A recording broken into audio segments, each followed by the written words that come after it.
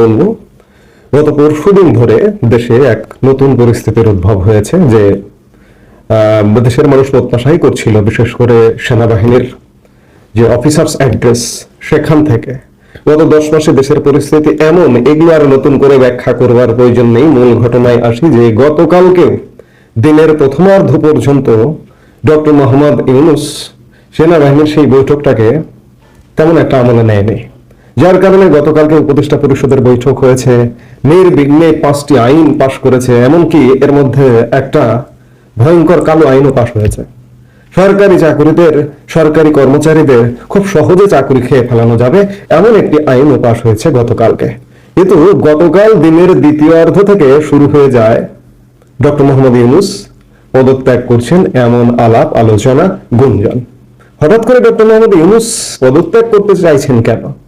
চাইছেন সেনাবাহিনী থেকেও একটা মনস্তাত্ত্বিক চাপের মধ্যে পড়েছেন ডক্টর মোহাম্মদ ইউনূস, যার কারণে ডক্টর মোহাম্মদ ইউনূস এই যে ইউনূসের যে পদত্যাগ, এই পদত্যাগের যে গুঞ্জনটা ছড়িয়ে পড়েছে, এটি গুঞ্জন নয়, এটি আসলে সত্যি। ডক্টর মোহাম্মদ ইউনূস মনে করেছেন যে না, আমি আর থাকতে পারবো না, যেহেতু অফিসার্স অ্যাড্রেসে এমন এমন বিষয় আলোচনা হয়েছে যেগুলো আমার বিরুদ্ধে, আমার সরকারের বিরুদ্ধে, অর্থাৎ আমার সরকার সঠিক পথে চলতে পারছে না, আমি সঠিক পথে চলতে পারছি না, অর্থাৎ আমাকে পদত্যাগ করতে হবে। এই যখন সিদ্ধান্ত, তখন চারপাশে তোলপাড় শুরু হয়ে যায়। একদিকে সামাজিক যোগাযোগ মাধ্যমে গুজব গুঞ্জন হিসেবে ছড়ছে, আরেকদিকে যারা স্টেক হোল্ডার ডক্টর মোহাম্মদ ইউনূসের, যারা সুবিধাভোগী, যারা বেনিফিশিয়ারি, তাদের মধ্যে আতঙ্ক শুরু হয়ে যায় গতকাল দুপুরের পর থেকে। এবং দুপুরের পর থেকে নানা তৎপরতা শুরু হয়ে যায় যেন ডক্টর মোহাম্মদ ইউনূস পদত্যাগ না করেন। এই তৎপরতার অংশ হিসেবে সন্ধ্যাবেলা ডক্টর মোহাম্মদ ইউনূসের যে রাজনৈতিক দল, ডক্টর মোহাম্মদ ইউনূস যে বলেন যে ছাত্ররা আমাকে নিয়োগ করেছেন, সেই রাজনৈতিক দল এনসিপির আহ্বায়ক নাহিদ ইসলাম ডক্টর মোহাম্মদ ইউনূসের সাথে দেখা করেন। সেখানে উপদেষ্টা পরিষদে যে সমন্বয়করা আছেন তারাও ছিলেন, এবং নাহিদ ইসলাম ডক্টর মোহাম্মদ ইউনূসের সাথে সাক্ষাৎ করে বেরিয়ে গণমাধ্যমকেও বলেছেন যে ডক্টর মোহাম্মদ ইউনূস পদত্যাগ করতে চান, তার আশাটা বা ইচ্ছাটা এইরকম। কিন্তু তারা অনেক বোঝানোর চেষ্টা করেছিলেন তাকে যে না, আপনি পদত্যাগ করলে হবে না। কিন্তু তারপরেও পরিস্থিতি কিন্তু থেমে থাকেনি। ডক্টর মোহাম্মদ ইউনূস যারা পদত্যাগ না করেন, চারপাশ দিয়ে তৎপরতা চলে। এদিকে মেইন স্টেক হোল্ডার আমি আগেই বললাম যে জামাতে ইসলাম, সবচেয়ে বড় বেনিফিশিয়ারি জামাতে ইসলাম। জামাতে ইসলামে আতঙ্কিত। জামাতে ইসলাম সবচেয়ে বেনিফিশিয়ারি এ কারণে যে একটা নির্বাচনের মাধ্যমে যদি কোনো রাজনৈতিক দলের সরকার গঠিত হয়, বাংলাদেশের ইতিহাসে জামাতে ইসলাম এই মুহূর্তে যে ক্ষমতা উপভোগ করছে, এই ক্ষমতা জীবনেও পাবে না। যদি একটা জোট হয়, বড় জোর একটা জোটের সঙ্গী হয়, জোটের সঙ্গী হলে 15টা আসন পেতে পারে, 20টা আসন পেতে পারে, বা 30টা আসন পেতে পারে। এই 30, 20, 25 আসন পেয়ে জামাতে ইসলামী অন্তত পক্ষে একক কর্তৃত্ব সরকারের উপর এটি পাবে না, যার কারণে জামাতে ইসলামের মাথা একদম খারাপ। জামাতে ইসলামের মাথা খারাপ থেকে জামাতে ইসলামের তা কর্মীরা আতঙ্কিত হয়ে গতকাল সোশ্যাল মিডিয়ায় নানা রকম পোস্ট দিতে শুরু করে। এবং গতকাল দিনভর আপনারা খেয়াল করে দেখবেন যে জামাতের আমির শফিকুর রহমান কয়টি ফেসবুকে পোস্ট দিয়েছেন, এবং শেষ বেলায় রাতে জামাতের আমির এমন কথাও বলেছেন যে সর্বদলীয় বৈঠক ডাকতে ডক্টর মোহাম্মদ ইউনূসকে।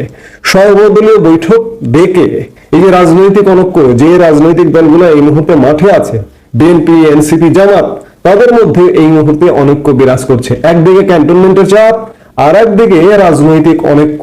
এই সর্বদলীয় বৈঠকের আবহে জামাত এটিকে ম্যানেজ করবার একটা প্রচেষ্টা হিসেবে সর্বদলীয় বৈঠক ডাকবার আহ্বান করেছে।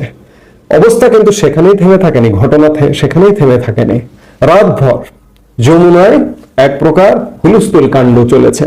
রাতভর যমুনায় ডক্টর মোহাম্মদ ইউনূসকে পদত্যাগ না করতে কনভিন্স করবার নানা প্রচেষ্টা চলেছে।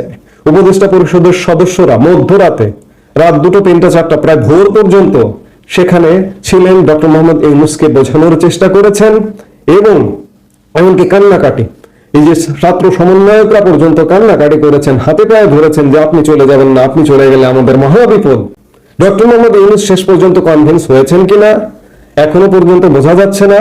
এবং আপনারা আরেকটি বিষয় খেয়াল করে দেখবেন যে রাতভর ডক্টর মোহাম্মদ ইউনূস পন্থী যারা, ডক্টর মোহাম্মদ ইউনূসের সমর্থক যারা, ডক্টর মোহাম্মদ ইউনূসকে যারা আল্লাহ প্রদত্ত নেতা মনে করেন, তাদের রাতভর সামাজিক যোগাযোগ মাধ্যমের যদি পোস্ট দেখেন তাহলেও দেখতে পারবেন যে কি অবস্থা।